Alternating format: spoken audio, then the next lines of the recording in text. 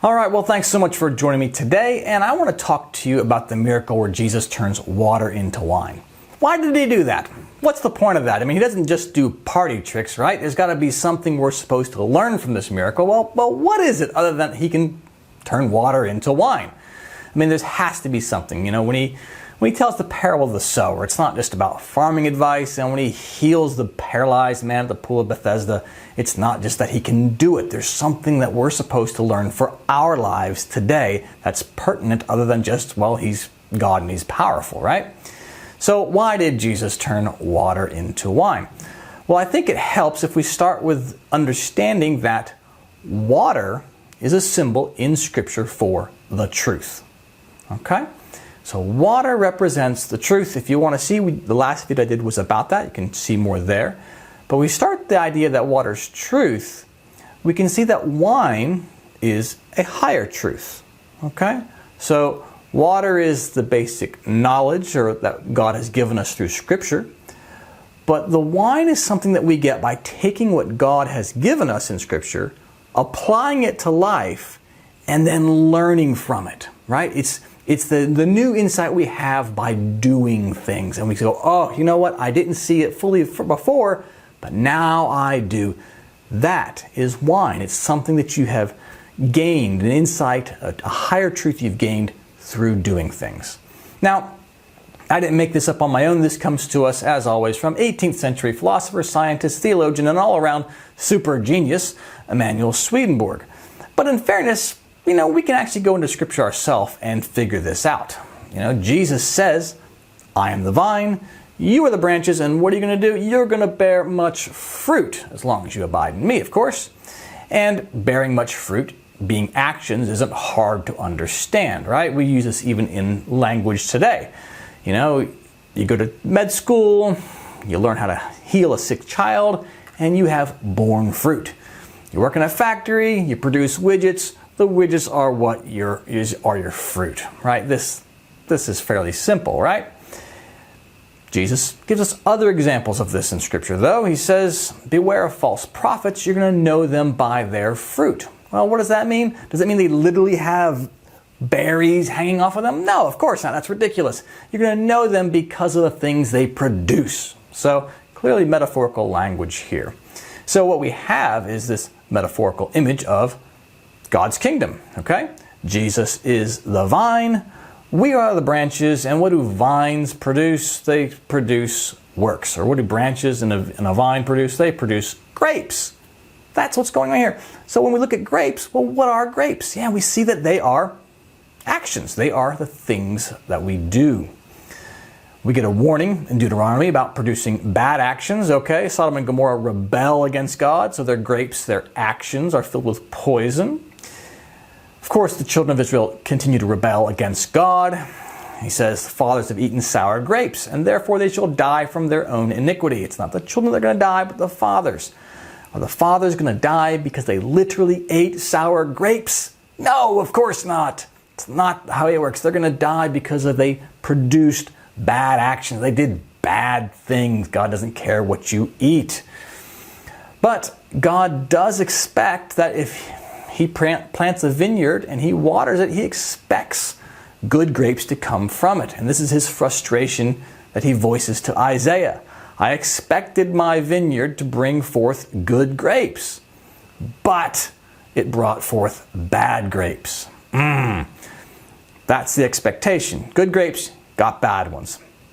But what I want you to also see in this little quote here is that there was a wine press in that vineyard. God expected wine as well. He expected us to take the truth and create some wine with the wine press that He provided. Right? He gives us the truth. The rain comes down. He's given us a wine press. He expects wine. He expects that we're going to learn something through doing. He expects we're going to learn something a bit more, something a bit higher. And you can see this process even a bit better if you look at fermentation itself. When you turn grapes into wine, you put them in a vat, you add some yeast and some sugar, and the sugar and the yeast convert into alcohol. Now it's a messy process. You can see in this picture here, this is not nice, clear looking wine at this point in the process. I found this handy image online. It says, okay, you have a wine tank and it's filled with the yeast, so it's very cloudy and murky. But after the fermentation is done, you add a fining agent and it clarifies the wine. All right, the wine becomes clear after the bad stuff, the dead yeast and other contaminants, get taken to the bottom, and that's what yields the clean, clear wine.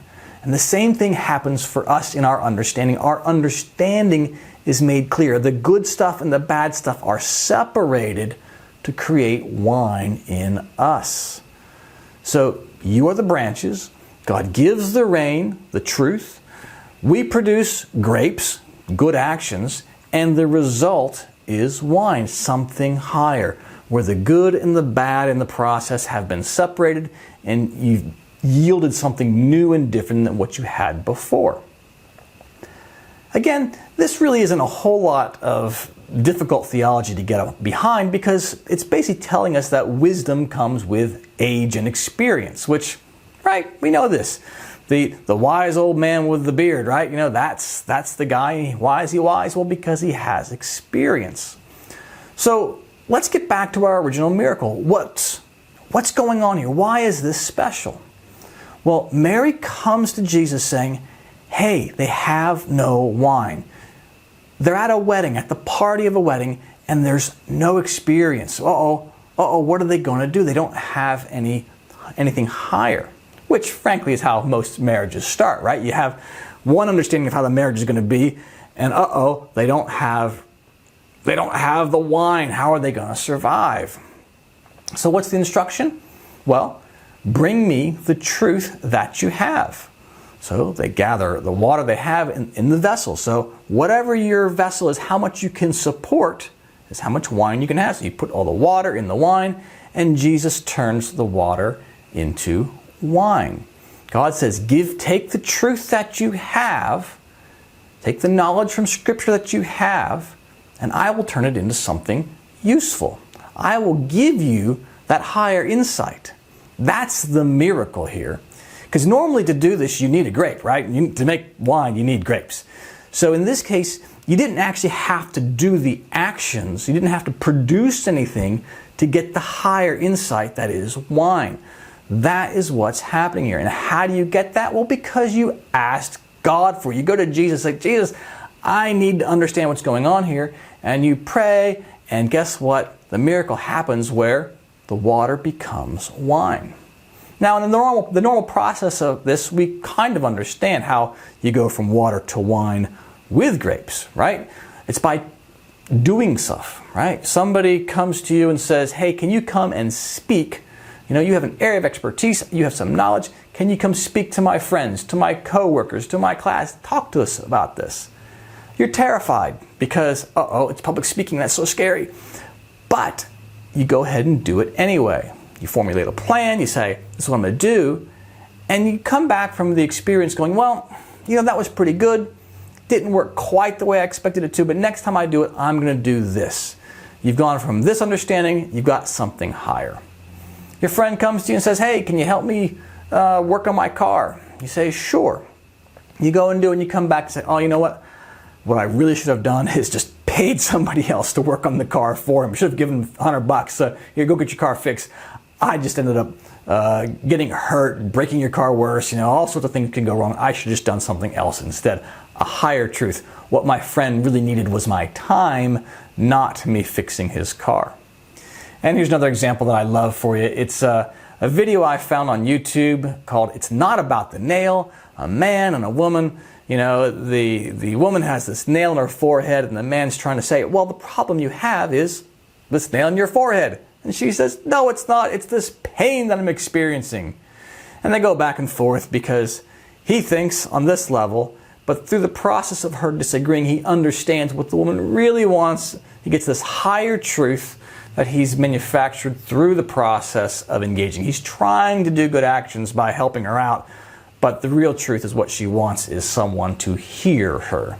So, it's up here in the up above in this link. You can find the video if you want to watch it for yourself.